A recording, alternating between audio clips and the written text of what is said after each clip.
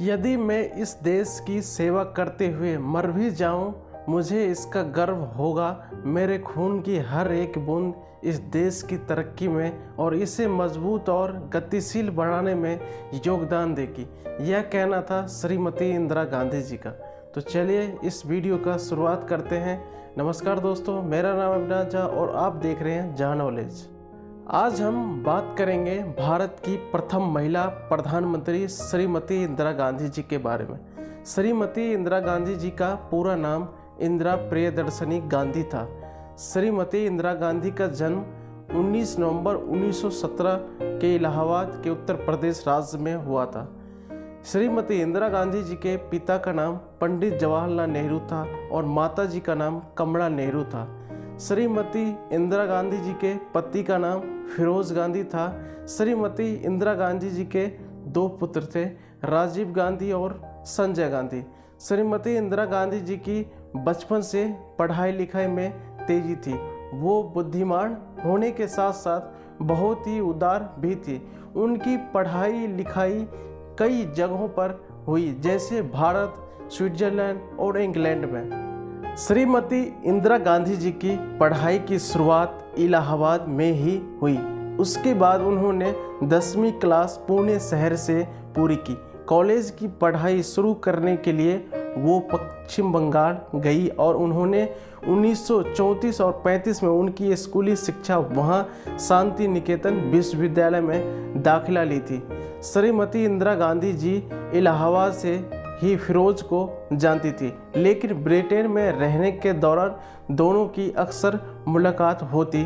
12 सितंबर 1912 को पैदा होने वाले फिरोज उस वक्त वहां London school of e commerce में पढ़ रहे थे। 16 साल की उम्र में ही इंदिरा फिरोज का पहला प्रपोजल ठुकरा चुकी थी, लेकिन इसके 3 साल बाद 1936 में मां की मौत ने उन्हें बहुत उदास कर दिया। तब उन्हें फिरोज के कंधों पर सहारा मिला और दोनों में करीबी बढ़ी। श्रीमती इंदिरा गांधी जी ने इलाहाबाद में 26 मार्च 1942 को इंदिरा गांधी और फिरोज गांधी ने विवाह हिंदू रीति रिवाजों से करे। देश की पहली महिला प्रधानमंत्री इंदिरा गांधी के अपने पति से रिश्ते अच्छे नहीं थे। इंदिरा गांधी ने गुजराती फारसी फिरोज गांधी से शादी की थी, लेकिन उसके बाद जो हालात बने उन्होंने दोनों के रिश्ते में खटास पैदा कर दी। फिरोज गांधी 8 सितंबर 1960 को हार्ट अटैक के कारण सिर्फ 48 साल की उम्र में उनका निधन हो गया। उनका अंतिम संस्कार हिंदू, मुस्लिम और सभी धर्मों का मंत्रोच्चारण किया और उनका अंतिम संस्कार भी किया गया, जिनमें उनके शव को मुखाग्नि राजीव गांधी ने दी और उनके शरीर की कुछ अस्थियां दफन कर दी गई और कुछ विसर्जित कर दी गई।